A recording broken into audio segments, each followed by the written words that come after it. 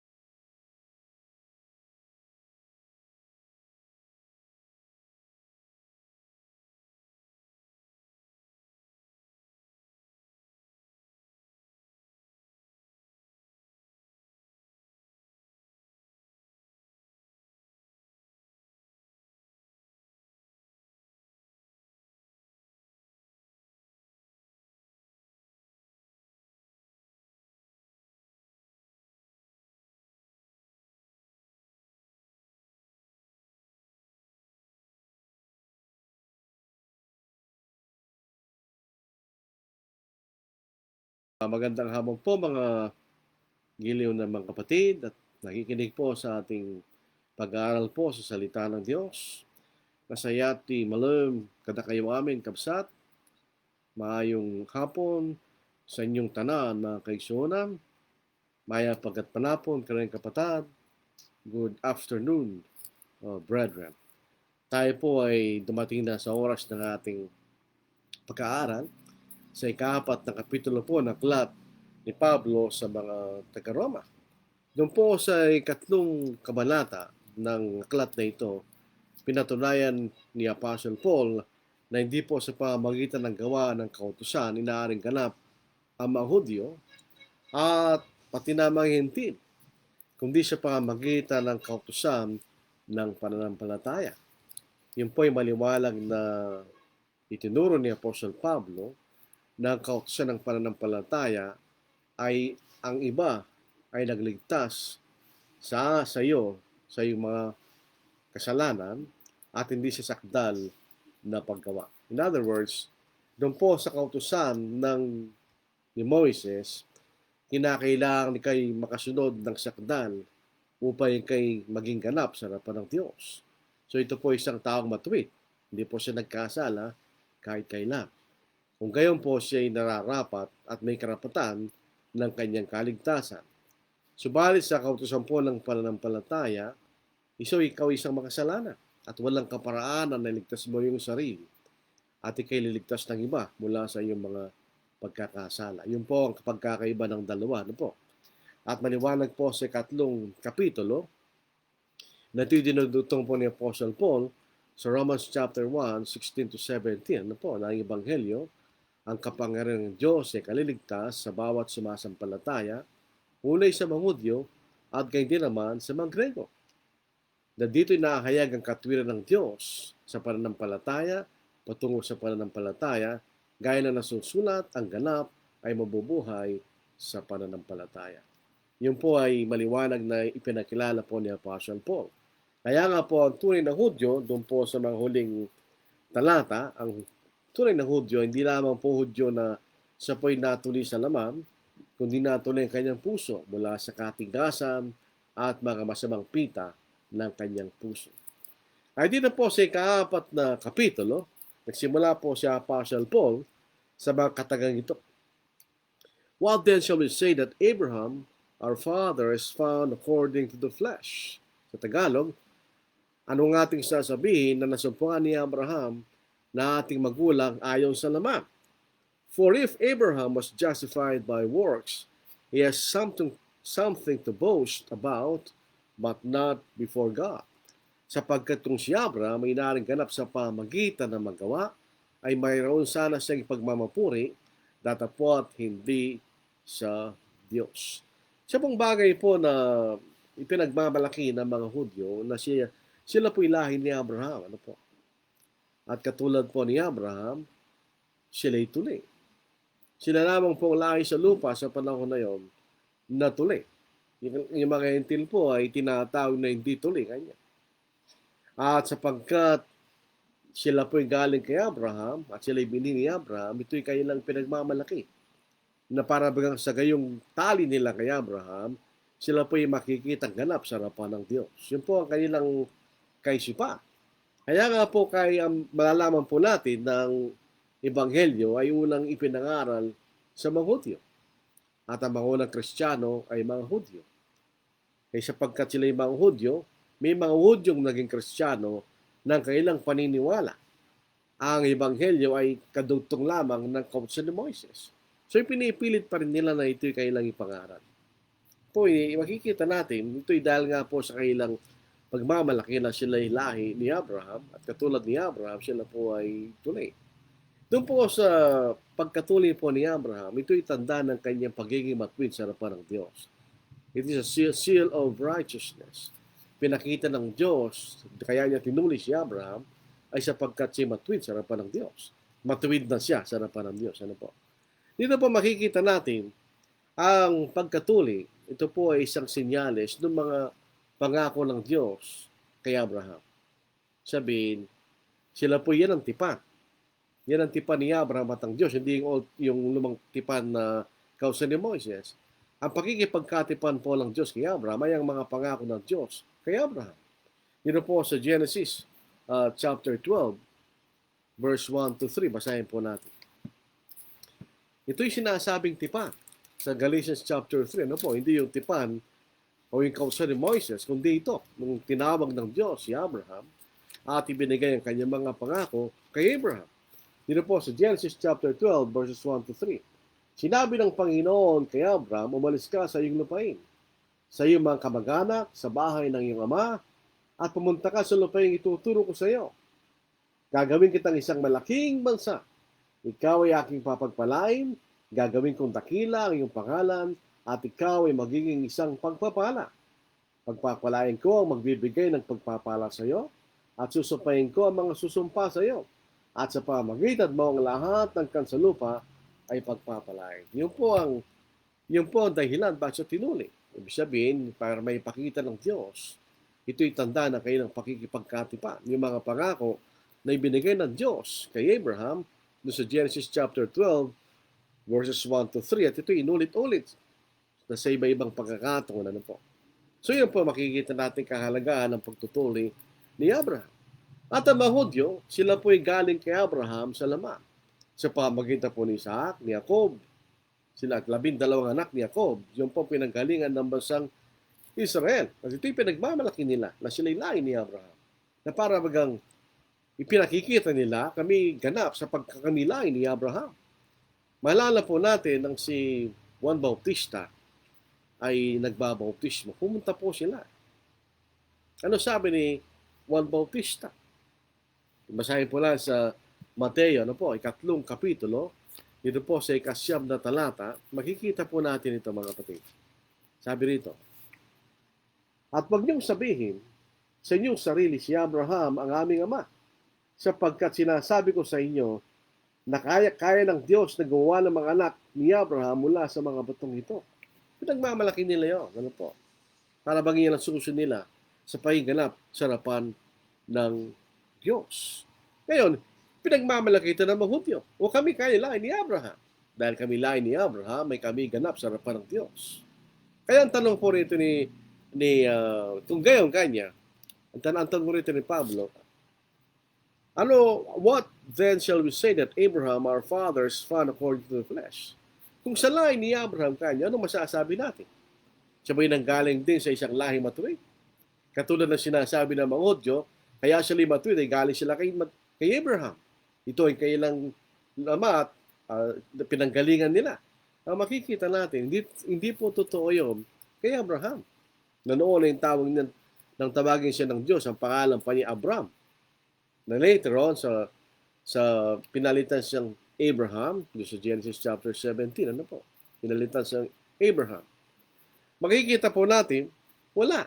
Saan galing si Abraham? O si Abram noong una? Siya po'y galing sa mga lahi na sumasamba sa Diyos-Diyosan. Siya po'y galing sa Ur of Chaldees. O Ur ng Caldeo. Yan ang Babylon. Yan ang lugar ng Babylon. So, sino galing sa mga lahi na sumasamba sa mga Diyos-Diyosan?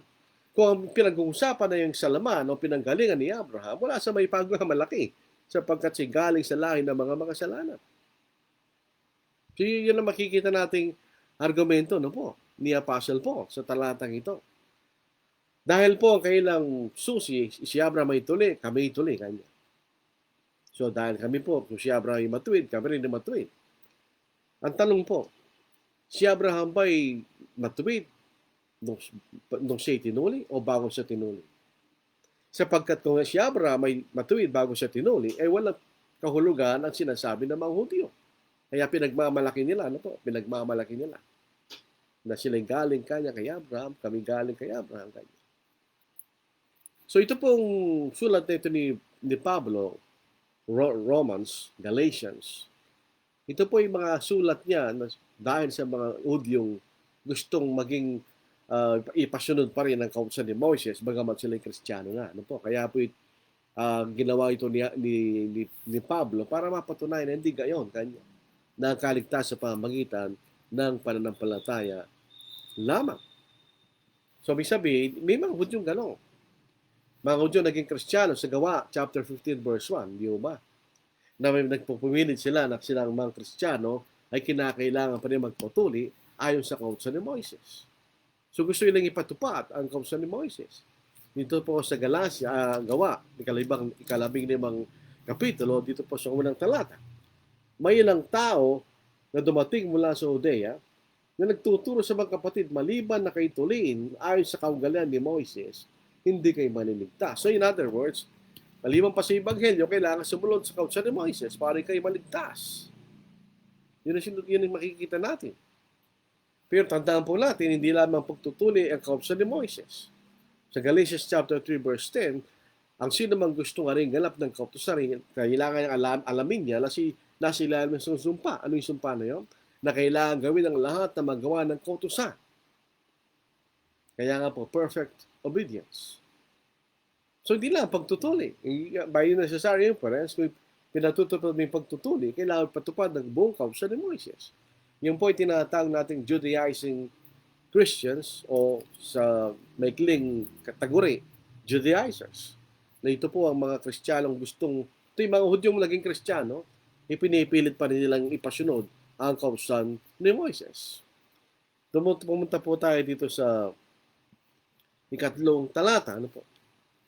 So, ang talong, si Abraham po ay naringgalap ayon sa gawa o sa paanong paraan. Dito, bumalik po tayo rito sa 3. Sa pagkatanong sinasabi ng kasulatan, sumampalataya si Abraham sa Diyos at yun ay binilang sa kanya na katuwiran. Ito po isipi o quotation sa Genesis chapter 15 verse 6. Ano yun? Dito po sinabi, dito pala siya pinalitan, di 17 na po. Pinalitan yung pangalan. Dito po yung pangako ng Diyos na siya magkakaroon ng anak o binhi sa pamagitan ni Sarai o later on ay Sarah. So ito po ay imposible. Bakit? Sapagkat patanda na si Abraham. At si Sarah rin ay lumipas na sa kaugalian ng mga babae. So paano mangyayari na itong bagay na ito ay matutupad? Kaya si Abraham ay sumampalataya sa Diyos. In other words, naniwala siya na ito'y gagawin ng Diyos. At walang alinlangan na itutuparin ng Diyos. Ipasahin po natin. Dito po sa Genesis, ano po? Dito sa 15 kapitulo, dito po sa 6 na talata, ano po? Basahin po natin. Genesis 15, verse 6. Ito po ang ating mababasa.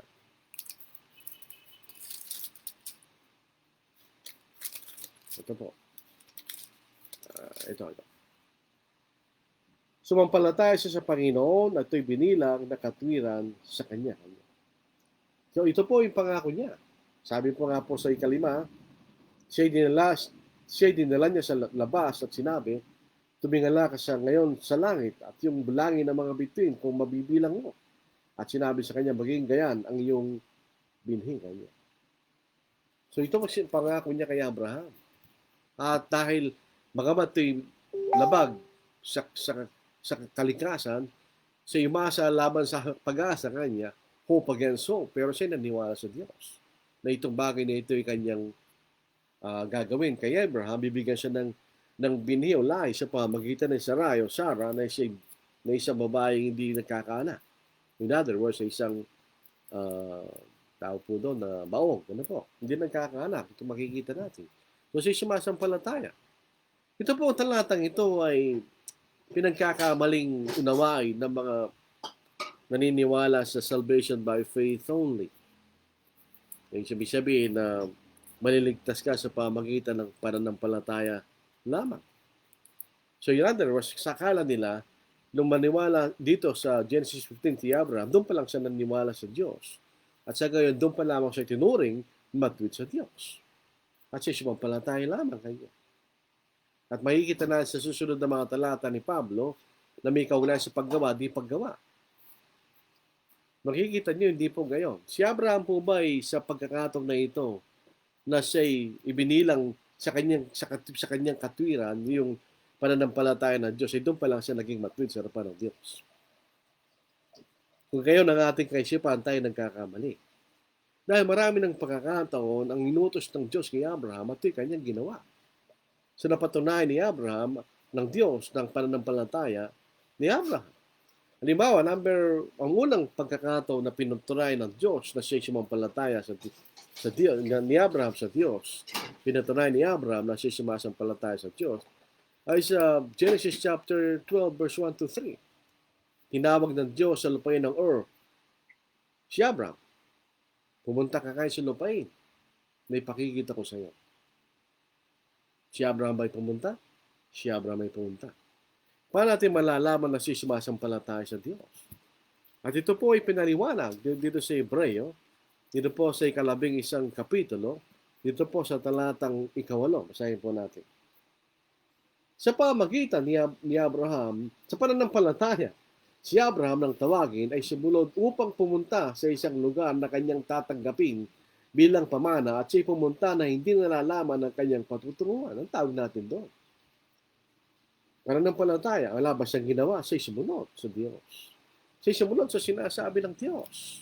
Siya'y sumampalataya sa Diyos.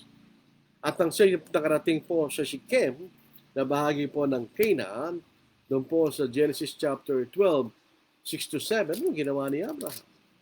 Makikita ba natin ang isang makasalanang tao sa harapan ng Diyos ay magtatanggang sumamba sa Diyos? Hindi po, hindi natin maasahan yun. Ang makikita lang natin sumasamba sa Diyos ay mga taong itinuturing ng Diyos na matuwid. Di ba? Dito po sa Genesis chapter 12, 6-7, dumaan sa lupain ni Abraham hanggang sa lugar ng Shechem, sa punong ensina ng More, noon naman Kananeo ay nasa lupain iyon. Nagpakitang Panginoon, dito natin malalaman na nagsulat dito ay hindi sa panahon na ito'y nangyari. Ito'y sinulat pagkatapos ng pangyayaring ito. Dumaan sa lupain si Abraham hanggang sa lugar ng Shechem, sa punong ensina ng More, noon ang mga Kananeo nasa lupain iyon. Nagpakitang Panginoon kay Abraham at sinabi, ibibigay ko ang lupain ito sa iyong lahi. At siya'y nagtayo roon ng isang dambana sa Panginoon na nagpakita sa kanya. So, anong purpose ng dambana? Siya'y sumamba sa Diyos.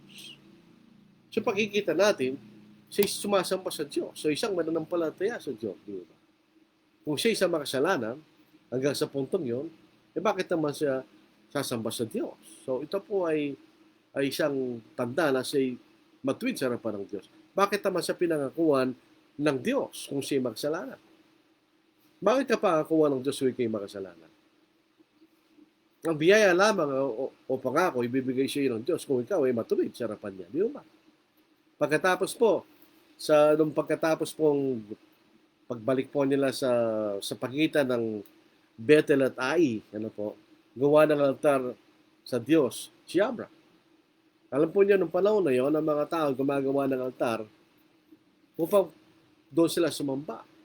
So, bakit siya gagawa ng altar? Siya'y sumasamba sa Diyos. Siya'y tumatawag sa pangalan ng Diyos. Dito nung siya po ay pumunta sa Egypto, at doon po ang isang napakasaklap na pangyayari na siya nagsinungaling sapagkat sinabi niya si Sarai ay kanyang kapatid. Ito'y kalahating katotohanan sapagkat si Sarai kalahating kapatid ni Abraham. Pero hindi sinabi na siya asawa niya. Na malaman ng Parao na asawa ni Abraham si Sarai, pinalis siya na doon. At pagka alis po nila sa Egypto, babalik siya sa altar na ginawa niya sa pagitan ng Bethel at ng Ai. Bakit? Doon siya sumamba. Siya sumamba sa Diyos. Ito po yung mga palatandaan na si Abraham ay matuwid bago pa sa Genesis chapter 15. Ano po? Dahil ito yung mga palatandaan na siya ay sumasamba sa Diyos. Anong turing ng Diyos kay Abraham noong panahon na yon? Sa Genesis chapter 14, nang pagkatapos mga gapi ni Abraham mga hari na sumamsam kay Lot, anong sabi ni Melchizedek? Si Melchizedek po, hindi natin alam, walang detalye sa kanya. No po? Pero alam po natin siya hari at saserdote ng Diyos. Sa lugar ng Salem, na sinasabi nila, yun ang naging Jerusalem. Anong sabi niya kay Abraham? Pagpalain ka, at sinabi niya, pagpalain ka, Abraham, ng pagkapangyarihang Diyos. Bakit ka pagpapalain ng Diyos kung isang makasalanan sa kanyang harapan? Kasi tinutuloy na matuwid sa kanyang harapan. So pagkatapos ng pangyayaring ito, ang Genesis chapter 15. Dito po sa verse 1, basahin natin. Pagkatapos ng mga bagay na ito, dumating ang salita ng Panginoon kay Abraham sa isang pangitain. Huwag kang matakot, Abraham. Ako ang iyong kalasag. Ang iyong katimpala ay magiging napakadakila. Bakit naman sa gagantimpalain ng Diyos kung siya isang makasalanan? So dito po sa Genesis chapter 15 verse 6, anong ibig sabihin na itunuring ibinilang sa kanya? Katwiran kanya? Dito po sa English, For what does the scripture say? Abraham believed God and it was accounted to him for righteousness. Ang ibig sabihin po nun, ito'y dinagdag sa kanyang pagiging matuwid.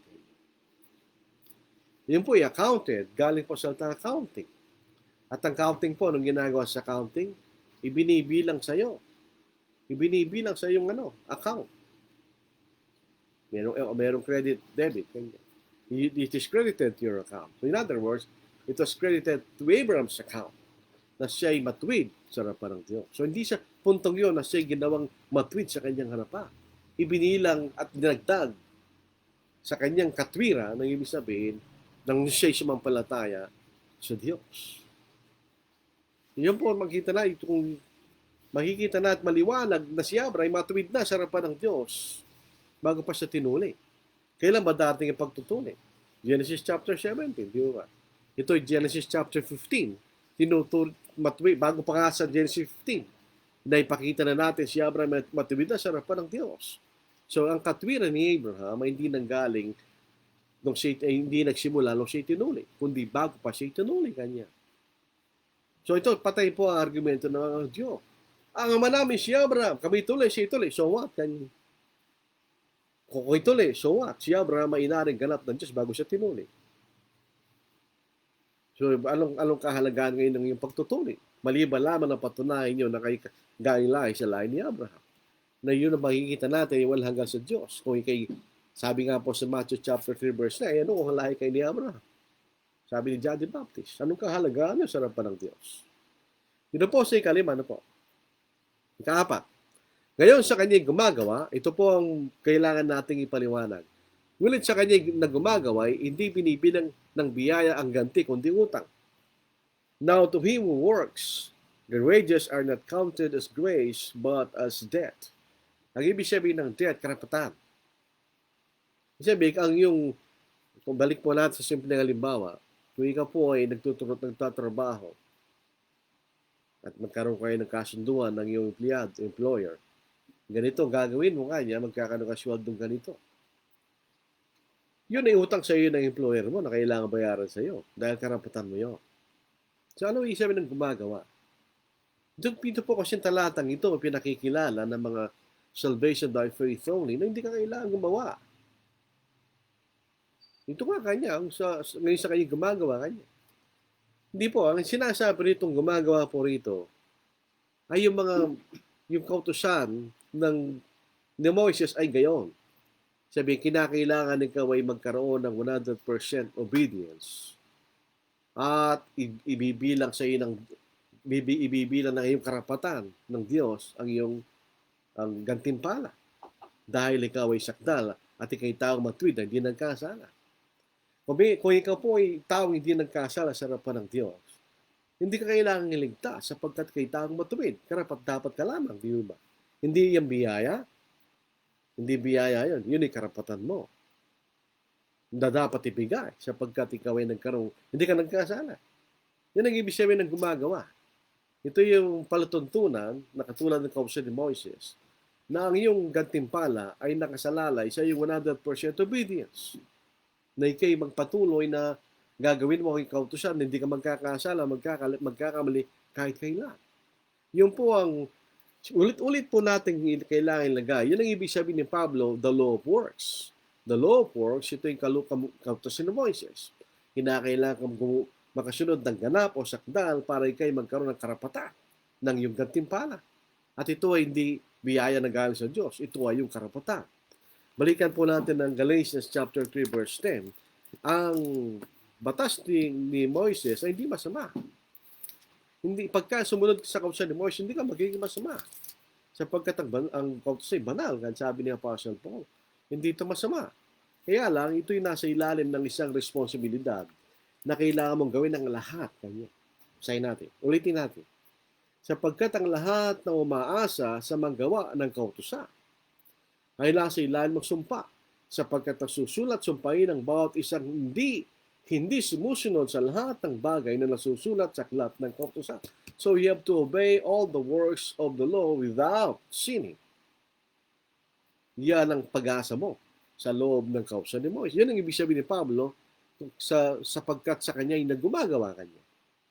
Kasi kung ito'y walang ganong kahulugan, ito'y basta gumagawa, ay hindi po, wala po sa konteksto yun. Ito siya, maalala po natin sa Romans chapter 3, ipaniliwanag po mabuti yun ni Apostle Pablo. Differentiate between the law of works and the law of faith. The law of faith, ikaw ay makasalanan na wala kang kakayahan na ligtas mo ang sarili mo, kailangan ka ligtas ng iba. At kailangan ka sumampalataya doon sa nagligtas sa iyo. Ngayon, sa kautusan ng gawa, ito yung sakdal na pagsunod. Na hindi ka umaasa sa kanino man para ligtas ka, kundi sa iyong sarili lamang sa pamagitan ng sakdal na pagsunod. Hindi makikita natin. Yun ang ibig sabihin ni Apostle Paul. Pag sa magtatrabaho, 5 days a week, 8 hours a day, so 40 hours a week. So, isweldo mo, karapatan mo yun. Ngayon, nakita ka ng iyong employer, dahil siya natutuwa sa iyo, binigyan ka ng bonus. Ang sipag mo kanya, bibigyan pa kitang karagdagan 10,000. Hindi mo yung karapatan. Yun ay biyaya. Magkaiba yun, di ba? Pero pagdating sa kasalanan, ang batas ng kapananampalataya, hindi mo kaya ligtas sa sarili mo. Hindi sa makasalanan. Umaasa ka sa iba, panligtas ka. Sa kaso, kaso natin, tayo umasa sa ating Panginoon na sinamatay sa krus para sa ating kaligtasan. Yan ang utos ng pananampalataya. The law of faith versus the law of works. Dito po sa ikalima. Ngunit sa kanya, but to him who does not work, but believes on him who justifies the ungodly, his faith is accounted for him for righteousness. Datapot sa kanya hindi gumagawa, ngunit sumasampalataya sa kanya ng umaring ganap sa masama, ang kanyang pananampalataya ay bibilang na katwiran. Dito po ang problema. Sa tatapot sa kanya na hindi gumagawa, ibig sabihin dito po ang basis, minsan, ginagamit ng salvation by faith only. Tingnan mo, hindi ka kailangan gumawa. Kailangan sumampalataya ka lang. So, pag sumampalataya ka, ay binibilang na matuwid ka. So, salvation by faith only. Pero hindi po yun. Ito po ay contrast doon sa verse 4. Ang hindi gumagawa ay ang tao na nasakdal at di nagkasala, kaya siya po ay may karapatan. Yan ang gumagawa. That's the law of works. Ito po hindi gumagawa, ito the law of faith. Kaya nga, makikita natin, kausa ni Moises, sila po ba bakit sila hindi naligtas? So, doon po ba sa, kahit po doon sa pagsakdal na paggawa, diba sa kausa ni Moises, sakdal na paggawa kanya, hindi ba sila sumasampalataya sa Diyos? Basta lang ba sila gumagawa? Yung bang mga Moises, yung po mga tao sa punan ni Moises, hindi ba sila sumasampalataya sa Diyos? Kailangan sila sumampalataya sa Diyos. Bakit? Kaya nga po nagalit ang Diyos sa mga Hudyo, sa mga Israelita. Bakit? Tunay na ginagawa nila ang gawa ng kautusan. Sila ay sumasamba sa Diyos. Pero bakit sinabi ng Diyos sa Hebreo chapter 10, ahin at sabi niya, at sacrifice and offering sa inyo, you did not desire. Sino ba nagutos noon? Yung po utos sa kausa ni Moises. Bakit ayaw ng Diyos? Sapagkat ito'y ginagawa nila sa panlabas lamang at walang kakakibat na pananampalataya sa Diyos. So in other words, kahit ang ibig sabihin ng kausa ni Moises ay kautusan ng sakdal na paggawa ng mga bagay na ipinag-uutos ng Diyos, bakit nila ginagawa yan? Dahil mayroon silang pananampalataya sa Diyos. Sa kabilang banda, makikita natin sa kautusan ng pananampalataya, ibig sabihin wala kang gagawin. Maniniwala ka lang. So, yung kautusan ng paggawa, hindi ka sasampalataya sa Diyos. Hindi. Bakit naman susunod ng isang entil sa kautusan ni Moises, halimbawa, kung ito man ay pinag-uutos, hindi naman siya sumasampalataya sa Diyos. Nandito po sa batas ng pananampalataya, ikay maliligtas dahil naniniwala ka sa Panginoon na ikay iniligtas na sa iyong mga pagkakasala sa pamagitan ng ating Panginoon na namatay sa krus. So hindi ka taong matuwid, ikay taong makasalanan. So in other words, ang kausa ni Moises ay para sa taong matuwid. Kaya maliligtas lang siya kung siya magiging 100% matuwid sa harapan ng Diyos at siya magkakasala. Ang kautusan ng pananampalataya para sa mga makasalanan na walang paraan para ligtas sila kailang sarili. Pero ibig baga sabihin, ay ito po ay walang kakibat na pagsunod. Kung ikay sasampalataya sa Diyos, ibig baga sabihin, wala kang gagawin para kay ariing ganap ng Diyos. So, sasampalataya ka lang. Ito po ay ginagamit ng mga tao na niniwala na ikay maniligtas sa pamagitan ng pananampalataya lamang. Doon po sa Juan, 3 kapitulo, 16 na bersikulo, basahin po natin ito.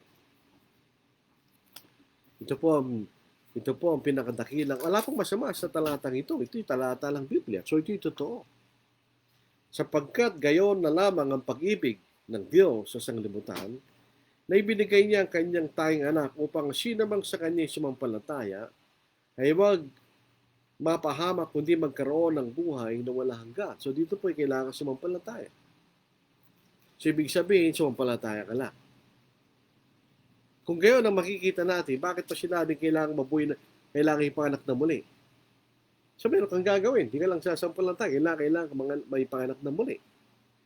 So, hindi pananampalataya lamang. Kaya sa pinakahuling talata ng Juan, ikatlong kabanata, sa talatang 36, ang sumasampalataya sa anak ay may buhay na walang hanggan. Tignan niyo kababaligtaran. Ngunit ang hindi sumusunod sa panganak ay hindi makakita ng buhay, kundi ang pood ng Diyos ay nananatili sa kanya. So, by necessary inference, ang pananampalataya pagsunod. Kung ikay sumampalataya, ikay susunod sa mga kondisyon ng Diyos para ikay mailigtas ng biyaya sa pamagitan ng kanyang bugtong na anak. Kaya doon po sa Hebreo chapter 5, verse 8 and 9, basahin po natin. Hebreo chapter 5, verses 8 and 9, dala po makikita natin sino ang maliligtas dito. Sabi niya, ang mga sumusunod sa Panginoon. So, hindi ito pagsunod na walang pananampalataya. Ito yung pagsunod na may pananampalataya. Sa John 3:16, yung pananampalataya na may pagsunod. Ito yung pagsunod na may pananampalataya. Bakit ka susunod? Sapagkat ikay sumasampalataya sa ating Panginoon na nagligtas sa atin. Basahin po natin. Bagamat si isang anak, siya natuto ng pagsunod sa pamamagitan ng mga bagay na kanyang tiniis. At na maging sakdal siya naging pinagmulan ng walang hanggang kaligtasan ng lahat ng mga sumusunod sa Kanya. So, pasinin po natin, hindi obrang faith only dito.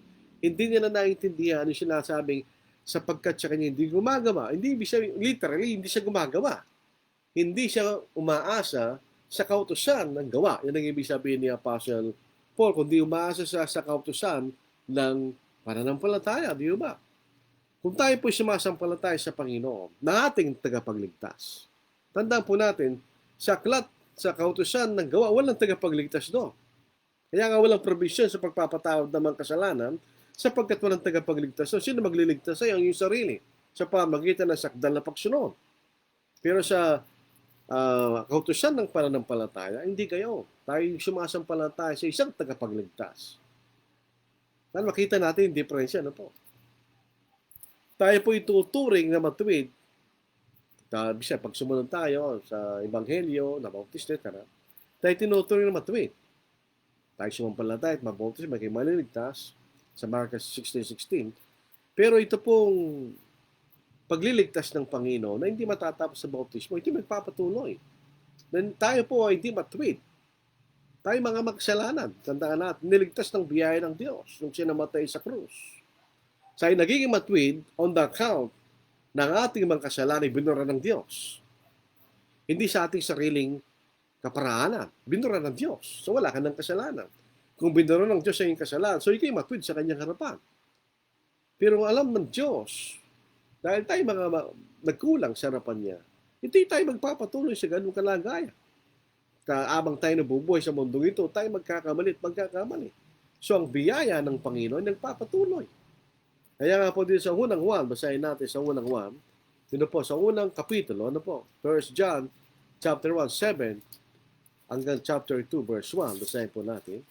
Ito po ang ating mababasa.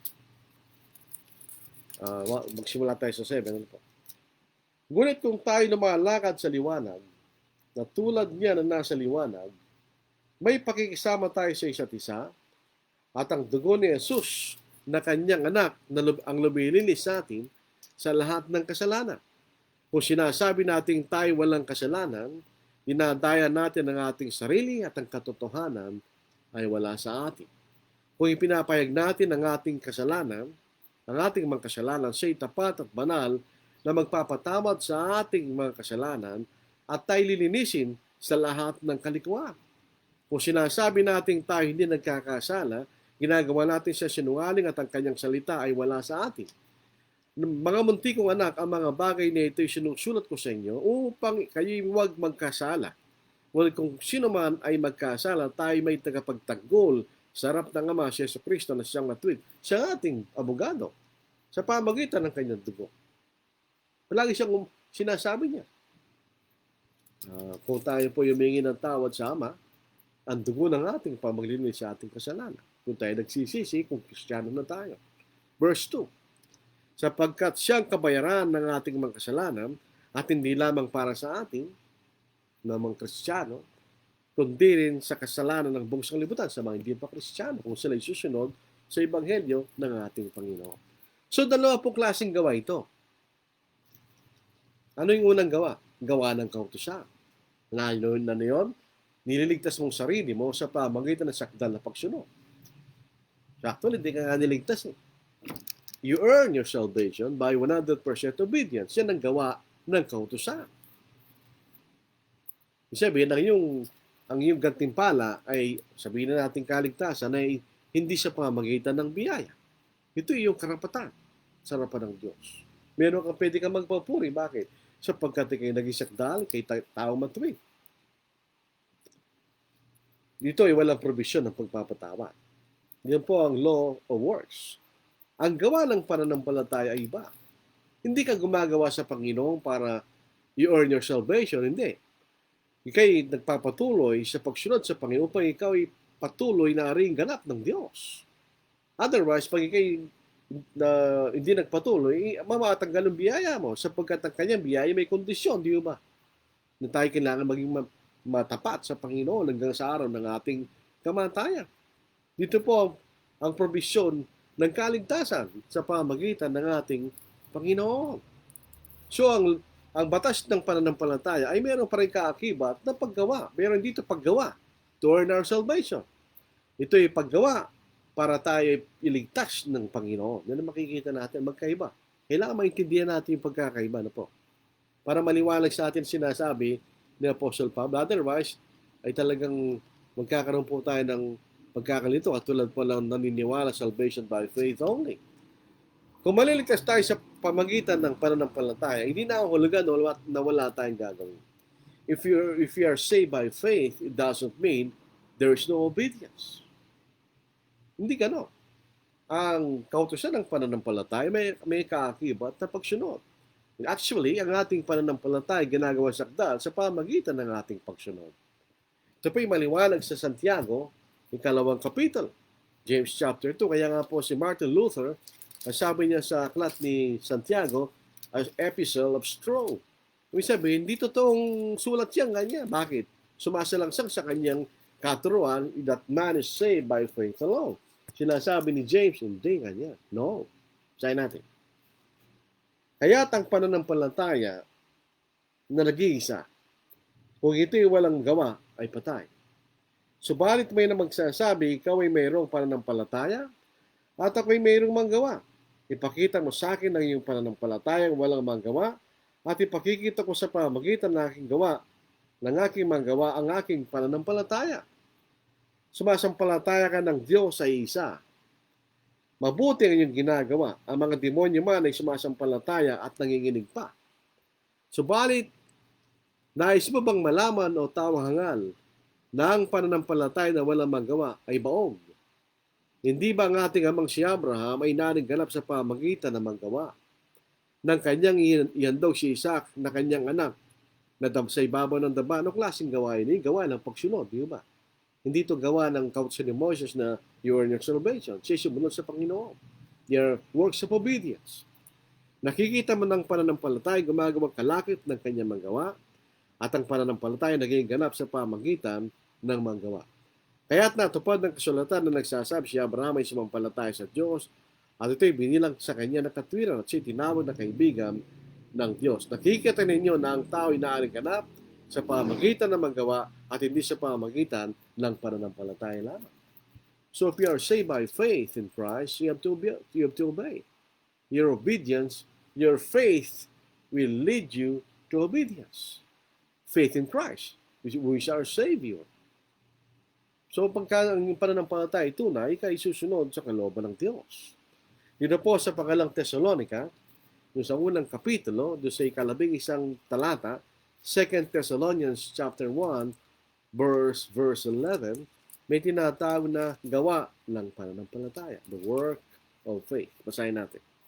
Dahil din dito ay lagi namin idinadalangin kayo na kayo'y aariin ng ating Diyos ng karapat-dapat sa pagkatawag sa inyo at tuparin ang bawat hangarin sa kabutihan at gawa ng pananampalataya na may kapangyarihan, the work of faith.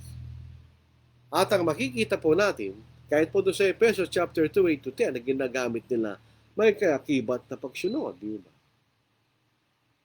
Doon po lalo po sa verse 10, na tayo po lumakad sa mabuting gawa, na ito'y tinakdang lakarin sa natin, sabi ng ni Apostle Paul. At ang makikita natin, John chapter 6, so John chapter 6 verses 28 to 29, ang pananampalataya isang gawa. It is a work. Basahin natin. Gaya naman sinasambit ni David sa kapalaran ng tao kanya, na ibinibilang ng Diyos ang katwiran, mapapalad, hindi po itong, doon sa, basahin na lang po na sa John chapter 6. Nung nabasa ko na yung verse 6, ano po. Dito po sa John chapter 6, verses 28 to 29, ano po sabi ng Panginoon sa kanyang mga alagad? Gawin natin kanyang gawa ng sugo sa atin. Tinanong siya ng kanyang, anong gawa na dapat natin gawin kanya? Basahin natin. Sinabi nila sa kanya, ano ang kailangan namin gawin upang aming magawa ng Diyos?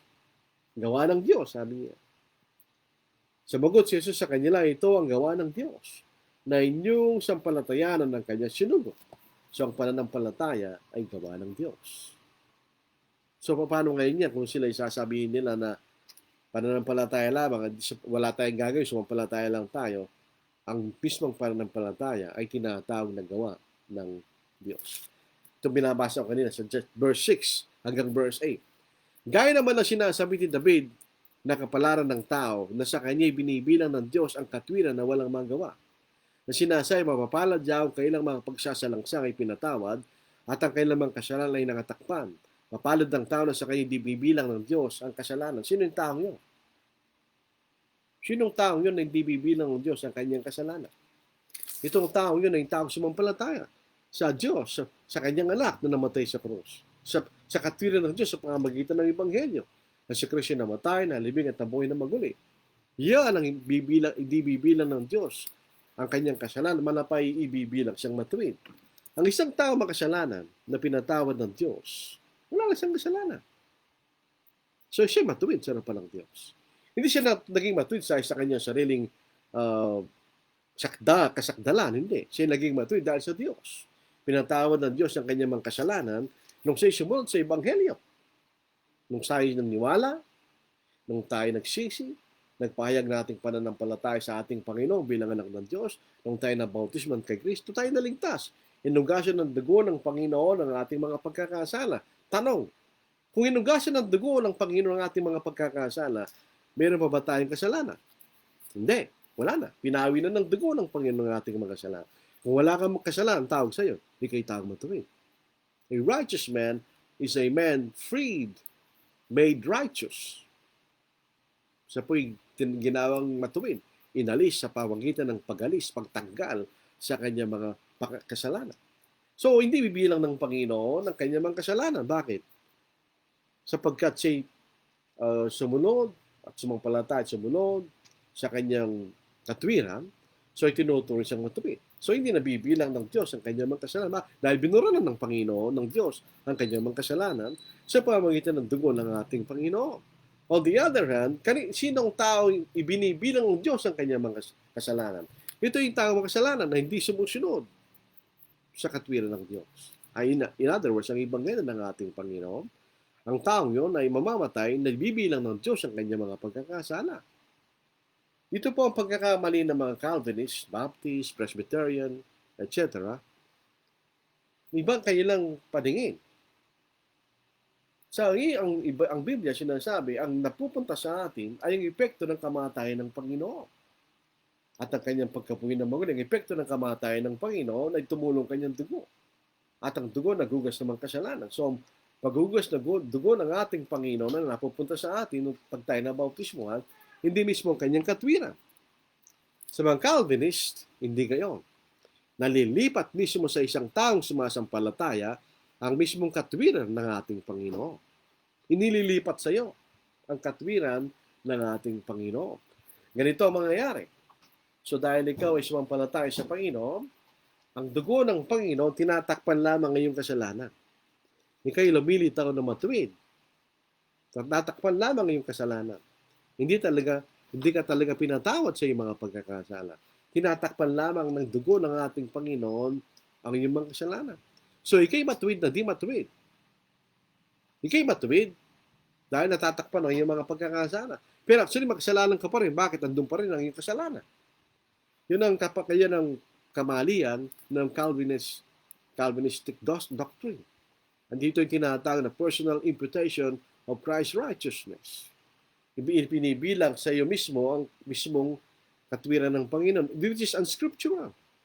Doon po sa Ecclesiastes chapter 8 and verse 20, maliwanag itinuturo na ang kasalanan ng katwiran ay di naililipat. Ang katwiran ng taong matuwid ay isa sa kanya, at ang kasalanan ng taong makasalanan ay isa sa kanya. So hindi po naililipat, hindi rin namamana. So itong Calvinistic doctrine na ito ay hindi po tinuturo ng Biblia. Ito po sa Kasyam. Sinambit nga baga ang kapalaran ito tungkol sa pagtutuli o tungkol naman din naman sa di pagtutuli. Sapagkat sinasabi niya kay Abraham ay binilang na katwiran ang kanyang pananampalataya. Kanino ba na mabibigay ang kapalaran ito? Sabi ng mga Hudyo, sa amin lang, sapagkat kami sa pagtutuli at si Abraham ay sa pagtutuli. Anong sabi ni Pablo? Ito ba itinuturing lamang sa ang kapalaran ito sa pagtutuli lamang o sa di pagtutuli? Pareho. Ang kapalaran ito na sa pamamagitan ng Ebanghelyo ng ating Panginoon ay hindi lamang sa mga Hudyo, kundi rin naman sa mga Hentil. Bakit? Sapagkat si Abraham ay naging matuwid bago siya natuli. So hindi maipagmamalaki ng mga Hudyo na dahil natuli sila ay karapat dapat silang maging ganap sa harapan ng Diyos. Hindi po totoo yun. Sapagkat si Abraham ay tunuring na ganap kung siya ay hindi pa natuli kanya. Diyos, tingnan nyo. Genesis 15:6, tinuring na siyang matuwid. Actually, idinagdag na ng Panginoon sa kanyang katwiran o sa kanyang pagiging matuwid. Yung kanyang pananampalataya, nabibigyan siya ng bini sa pamamagitan ng Sarai. Tinuloy siya, Genesis chapter 17. So, itinuloy siya matuwid ng Diyos bago pa siya tinuli. So, ang sagot po doon ay makikita natin sa susunod na talata. Paano nga itong ibinila? Nang sa bagay na sa pagtutuli o di pagtutuli? Hindi siya pagtutuli, kundi siya di pagtutuli. Kanya. Pagka makikita niyo, basahin nasa English po, sa verse 10. How then was it accounted? Paano siya binilang na matuwid? Sabi rito. While he was circumcised or uncircumcised? Not while circumcised, but while uncircumcised. So siya itinuring na galap nung hindi pa siya tuli. Actually nga, doon po sa Genesis 15 verse 1, ito binasa na natin kanina, ito rin siya matuwid ng Diyos. Sinasabi niya, ako yung kalasag kanya, sabi ng Diyos kay Abraham. So Genesis 17 pa lamang yung kanyang pagtutuli. So siya itinuring na matuwid bago pa sa kanyang pagtutuli. So yun po ang malungkot sa mga Hudyo, no po. Nakakala nila na dahil sila alain ni Abraham at sila din sa pagtutuli, ay ayos na sila. Sa verse 11, at tinanggap niya ang tanda ng pagtutuli na isang tatak ng katwiran ng pananampalataya na nasa kanya samantalang siya nasa hindi pagtutuli. Upang siya maging ama ng lahat na managsisampalataya, bagamat sila'y nasa di pagtutuli upang katwiran ay may bilang sa kanila. So, ibig sabihin, hindi po ito sa pamamagitan ng lahi. Dahil kung sa lahi, yun ang pinagmamalaki ng mga Hudyo. Si Abraham ay tuli, si kami tuli. So, yung pinangako kay Abraham ay mapabilang sa amin sapagkat kami tuli. Lahi kami ni Abraham, hindi kayo. Sapagkat ang sabi nga po natin, ulit-ulit natin, na pagiging matuwid ni Abraham ay hindi nagsimula lang siya ibang nagpatuli, kundi bago pa siya nagpatuli. Ang makita nating pagtutuli ay ang kahalagaan ng pagtutuli ni Abraham ay magkaiba sa kahalagaan ng pagtutuli ng mga Hudyo.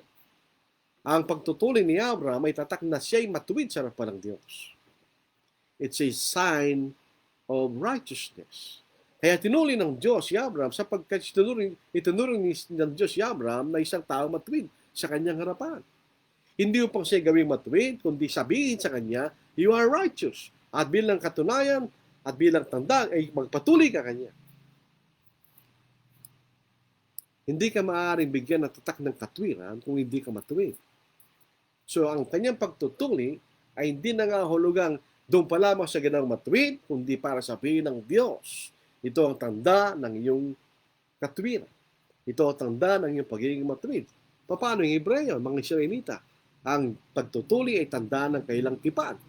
The Old Testament, the Law of Moses. Ito'y tanda na sila'y kabilang sa kautusan sa tipan ni Moses. Kaya 8 days old ka pa lang, tinutuloy ng lalaki, kabilang na sa tipan. Hindi para sabihin na sila'y matuwid. 8 days old, di ba? So yung makikita natin ang pagkakaiba. So si Amang Abraham ay ama ng mga pagtutuli dahil din sa mga di pagtutuli. Sa paanong paraan? Ama siya ng lahat ng katulad niya ay sumasampalataya sa Diyos. So dito yung mga Hudyo hindi kasali diyan. Dahil hindi lahat ng mga Hudyo sumampalataya sa Diyos. Nung po sa ating pag-aaral sa Israel, sa Isaiah, napatunayan natin yun. 11 lamang ang tunay na sumasampalataya sa Diyos sa panahon na sinusulat ni Isaiah ang kanyang aklat. It's just a remnant. 11, kaunti lamang. So makikita na sa uling talata na ating pag-aaralan. Kaya ko po ito tinutol sa 12. Pag binalagay natin sa buong kapitulo, hanggang mamaya at 2 oras tayo mag-aaral.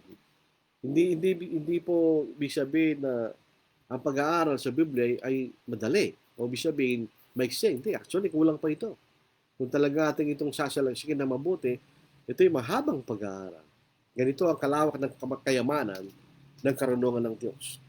At ang ama ng pagtutuli, na hindi lamang sa pagtutuli, kundi pati naman sa mga nagsisilakad, sa mga bakas niyang pananampalataya ng ating amang si Abraham, na nasa kanya nang siya'y nasa di pagtutuli. Bakit siya tinawag ama?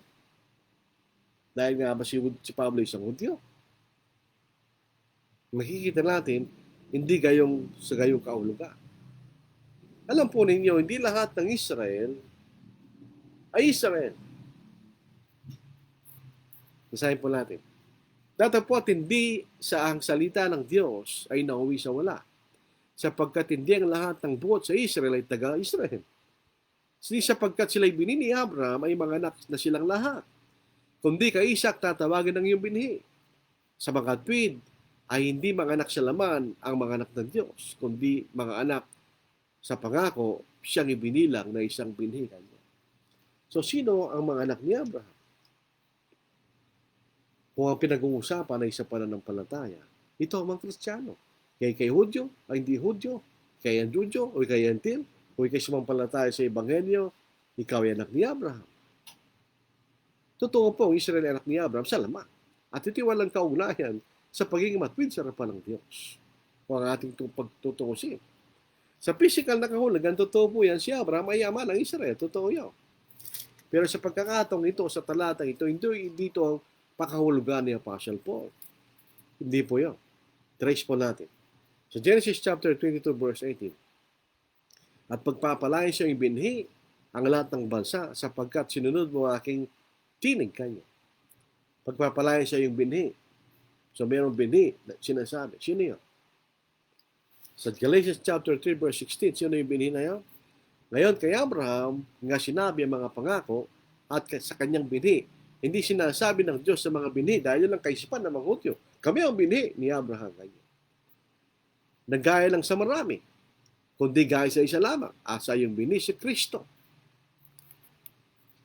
So ang binhi ni Abraham ay si Kristo. Paano tayo naging anak ni Abraham? Mga Gentil tayo, for instance. Galatians chapter 3 verse 29. At kung kayo kay Kristo, so ito yung mga taong sumampalataya at nabautismuhan, nanampalataya sa Ebanghelyo at nabautismuhan, kayo nga ibinhi ni Abraham at mga tagapagmana ayon kay sa pangako. Tingnan niyo. Tayo anak ni Abraham. Yan ang ibig sabihin ng binhi. Ikayo anak ni Abraham kayo. Sa pamagitan ni Kristo. So paano tayo naging ama? Paano natin naging ama si Abraham? Hindi naman tayo galing sa bansang Israel. Ama natin si Abraham sa pananampalataya, sa pamagitan ng ating Panginoon. So ito po makikita natin, pinakauli, dalawa po ang pagiging ama ni Abraham. First, physically, ama siya ng Israel. Pero mas mahalaga, spiritually, siya ang ama ng lahat ng sumasampalataya kay Kristo. Galatians chapter So, yung binasa natin, Galatians chapter 3, verse 29. So, ang pagtutuli ay walang anuman kayo sa ating Panginoon. There's no significance whatsoever. Sa Galatians chapter 6, verse 15, sinasabi sa atin, ang pagtutuli ay walang anuman sa ating Panginoon. Hindi ito mahalaga sa ating Panginoon. Wala itong kaugnayan kung ikay maliligtas o hindi. Kung ang pinag-uusapan ay ang physical na pagtutuli.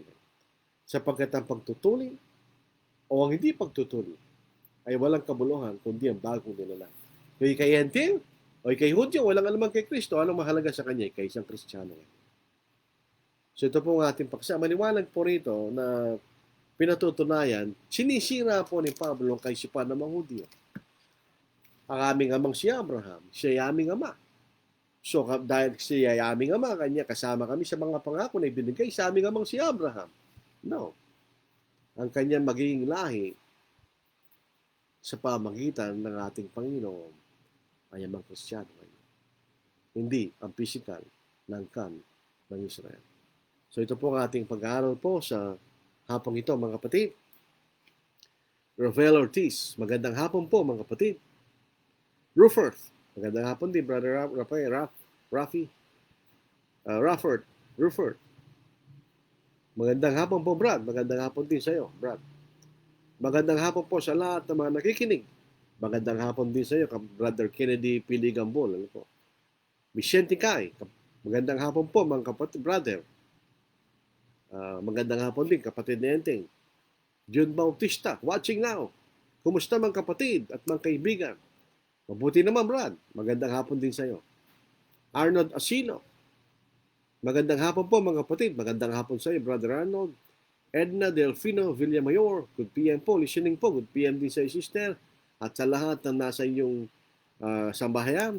Grace Tagaygay, magandang hapon po, Brad. At sa lahat na nakikinig, magandang hapon din sa iyo, Sister Grace. Nilo Pexon Sabala, magandang hapon po, kapatid na Lord. Magandang hapon din sa iyo, Brother Nilo. Violeta Lobaneria Kivina, magandang hapon, Brad. I'm watching na, magandang hapon din, Sister Bachi, hello po. Hello din. Si Brother Judiak, yung sinasabi kong trino, alam po. Present, maraming salamat. Edgar Dayak Samadal, maayong hapon, Brad. Maayong hapon po. First time po pong nag-comment si Brother Edgar. Wala pong tanong, ano po. Siguro ito ay, kung meron po kayong tanong, magandang itanong. Sapagkat ito ay bahagi ng aklat ni Apostle Paul sa mga taga-Roma na inaabuso ng mga Calvinist. Yung sinasabi salvation by faith. So, hindi tinuturing ni Pablo yun sa buong aklat ng Roma. Hindi natin makikita ang itinuturing ni Apostle Pablo yun. Ito po ay inahalintulad, inahambing ni Pablo ang dalawang klaseng paraan ng pagliligtas. At sinisira ni Pablo ang argumento ng mga Hudyo na dahil sila ay mga lahi ni Abraham, sila ay mayroong karapatan sa pangako na ibinigay sa kailang amang si Abraham ng Diyos. Hindi po gayon kanya. Ang pangako na yun ay natupad sa ating Panginoon at pagpapalayang kalabang ng Diyos sa pamagitan ng Panginoon kung sasampalataya at susunod sa kanyang ebanghelyo. So ito po ang ating, ito po. May tanong po si Brother Rafi. Paano maliligtas sa mga tao naghahanap ng kaligtasan sa kauna-unahang pakikinig nila sa mga salita ng Diyos ay sa maling iglesia sila napunta ng akala nila ay nasa katotohanan na sila. Yun po masaklap sa panahon po natin ngayon po. Kaya nga po tayo po ay naiba. Kailangan natin unawain, tayo naiba. Tayo lamang ang tunay na iglesia ng Diyos. Naiba tayo. Wala tayong kinalaman sa iba. Dito po sa 1 Peter, mas magandang basahin po sa Old King James. Tayong pong sinabi sa mga Hudyo sa Exodus chapter 19, 5-6. Sinabi rin ito'y inilipat sa mga Kristiyano sa kanyang iglesia. 1 Peter chapter 2, dito po, sa verse 9, but ye are a chosen generation, a royal priesthood, an holy nation, a peculiar people, that ye should show forth the praises of him who had called you out of darkness into his marvelous light.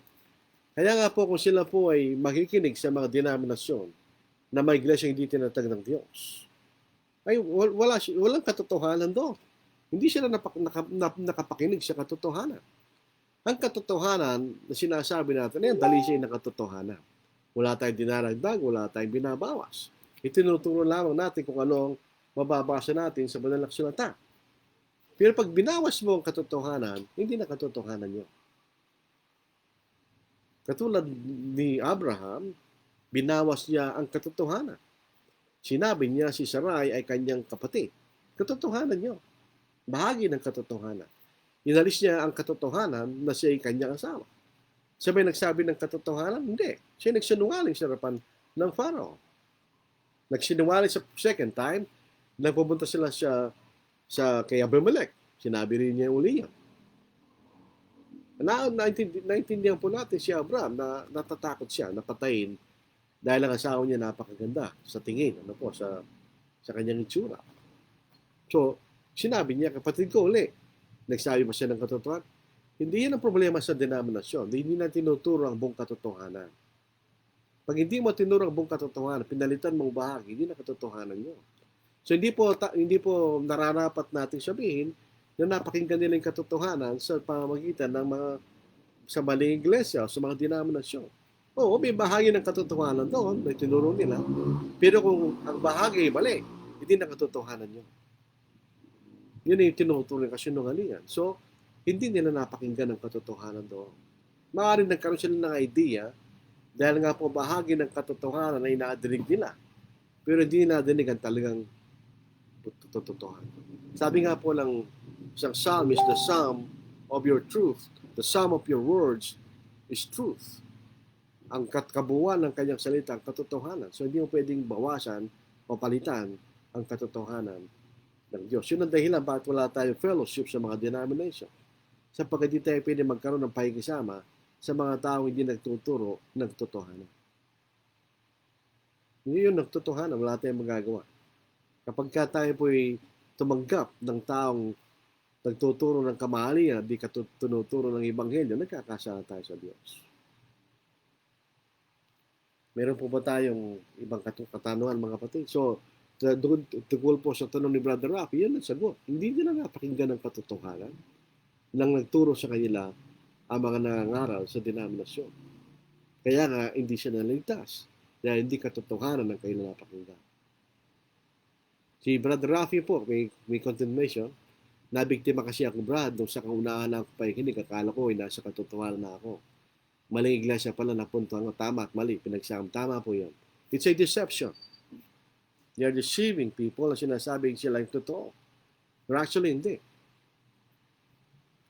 Yun ang problem. It's a pure deception. Whether intentionally or intentionally, hindi natin alam. We do not judge people on that basis. We judge people on the basis of the truth. Yun lang tayo. Hindi natin inahatulan ng nasa loob ng tao, hindi natin alam yun. Ang inahatulan lang po natin ay ang salita lang sa pamamagitan ng salita ng Diyos. Wala na po atang lumundag po itong ano ko eh. Kaya kala ko may tanong pa. So yun po, isa po magandang pag-aaral ng aklat ng Pablo sa mga taga-Roma.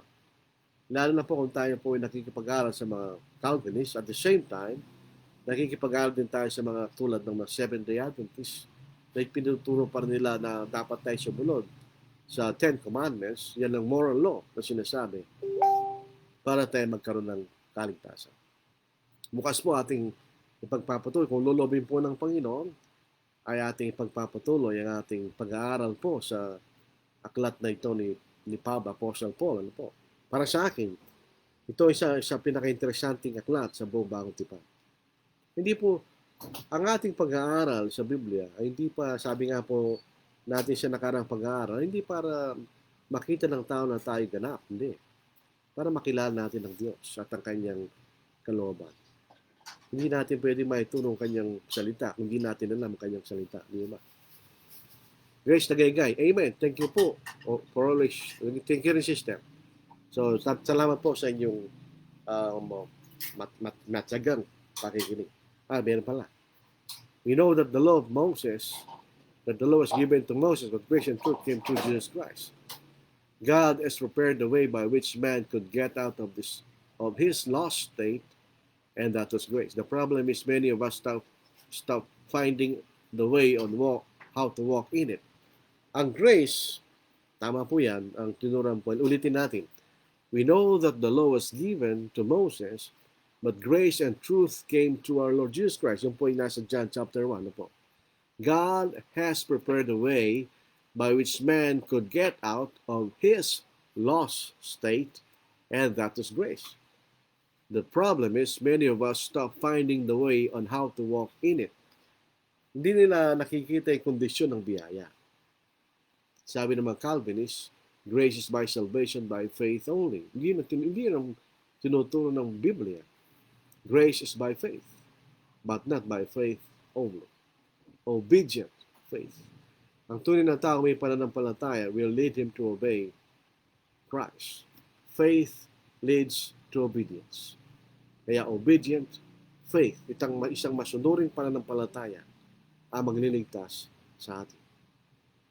Salamat po sa inyong mga comments, sa inyong mga katanungan. Yun po ay nagpagbibigay ng lakas ng loob sa aming mga mangaral na magpatuloy sa gawain po ng pangangaral.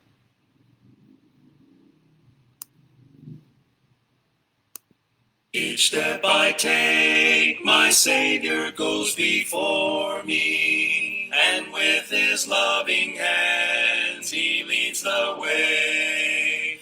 And with each breath I whisper, I adore thee. Oh, what joy to walk with him each day. Each step I take, I know that he will guide me to higher ground. He ever leads me on, until someday the last step will be taken. Each step I take just leads me closer home.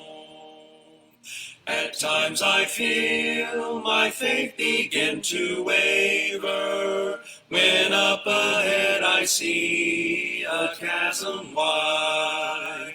It's then I turn and look up to my Savior. I am strong when he is by my side. Each step I take, I know that he will guide me to higher ground. He ever leads me on, until someday the last step will be taken. Each step I take just leads me closer home. I trust in God no matter come what may, for life eternal is in his hand. He holds the key that opens up the way, that will lead me to the promised land. Each step I take, I know that he will guide me to higher ground. He ever leads me on, until someday the last step will be taken. Each step I take just leads me closer home. Meron pa pong comment. Ang power of choice po ba ang tao ay kasa baguhin ng Diyos? Yan po ang salita ng anak namin nasa maling iglesia. Ang power of choice po ba ng tao ay kayang baguhin ng Diyos? Alam po niyo, ang Diyos, hindi niya pinakikilaman ang ating gusto. Kung anong gusto mo, yan ang gusto mo. Pero mayroong kabayaran ang gusto mo. Kinakailangan po para tayo maligtas ang gusto ng Diyos, ang ating gusto. Sabihin, kung ano ang kalooban ng Diyos, yan ang ating gustuhin. Huwag tayong, sabi nga po sa Romans chapter 12, huwag tayong maging marunong sa ating sariling mga kakanya. Kinakailangan tayo magpailalim sa karunungan at kapangyarihan ng Diyos. Yun ang piliin natin. Kaya nga po, ang Diyos hindi namimilit. He doesn't force anyone to be saved. Ang gusto niya, maligtas ng lahat ng tao. Sa 1 Timothy chapter 2. But on the other hand, meron tayong free will na binigyan niya sa atin. Hindi niya pwedeng lamanan. So, ang ating free will inimpluwensya ng Diyos sa pamamagitan ng Ebanghelyo. Kung tayo pipiliin natin ang Ebanghelyo o hindi. Kung pipiliin natin ang Ebanghelyo, tayo maliligtas. Pero hindi natin pipiliin ang Ebanghelyo, sasagutin natin sa uling araw. So, kaya na makikita natin, hindi babaguhin ng Diyos ang iyong kalooban kung ayaw mo. Pero kung gusto mo, ay magbabago ka sapagkat ikay babaguhin ng Ebanghelyo ng ating Panginoon dahil yun ang gusto mo. Katulad ni Apostle Paul sa Galatians chapter 2 verse 20. Sabi niya, hindi na ako nabubuhay sa akin, kundi ang Kristo nabubuhay sa akin. At ang buhay na akin nabubuhay, kinabuhay sa pananampalataya kanya. Bakit ganoon sinasabi ni Pablo? Because he chose to obey the gospel.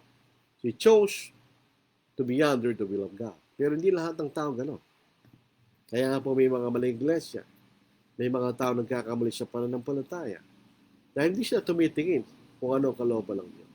Ironically, realistically, paano mo malalaman ang kalooban ng Diyos kung di mo alam ang banal na aksulatan? Nandito ang kalooban ng Diyos sa banal na aksulatan. Kaya nga pinag-aaralan natin itong maklat na ito para makilala natin ang Diyos at ang kanyang kalooban. At di tayo mahulog sa bitag na sa ating inaakalang sinasabi ng Diyos. Hindi. Kailangan malaman natin kung ano talaga ang kalooban ng Diyos. Kennedy P. Ligambol. Ano po? Thank you for this lesson, brother. I love to watch the other one yesterday. May all God bless us. Ganon din po. God bless us all. Daisy Dael kanya, I'm watching. Thank you po. Lahat ng nakikinig. So ito po ang ating pag-aaral po sa hapong ito. Sana po tayo lahat ay biyayaan po ng Diyos. Tayo po ay manalangin. Amang banal, kayo po ay nagpapasalamat sa inyo sa lahat ng mga bagay.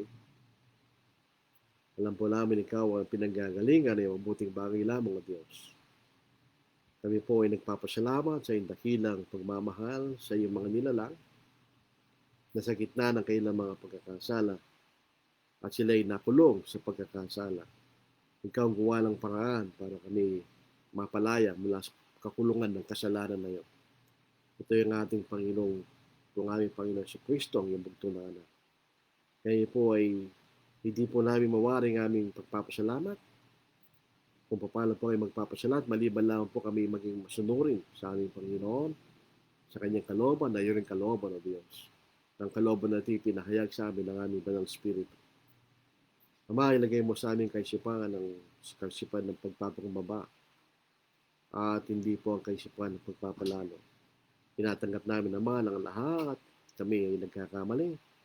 At sana bigyan niyo kami ng kapakumbabaan na tanggapin ang aming pagkakamali at magsisi. Nalalaman namin na bawat salita kaming sinasalita ay nalalaman ninyo, O Diyos. Hindi maaaring sana kami ay magsalita ng mga bagay na hindi totoo. Kami po ay humingi ng kapatawaran sa mga pagkakasala namin na gagawa. Sana bigyan niyo kami ng puso ng dalisay na puso ng punong-puno ng kapakumbabaan at pag-ibig at pagmamahal sa iyong salita. Nawi kayo mamuhay na ayon sa inyong kalooban ng Diyos.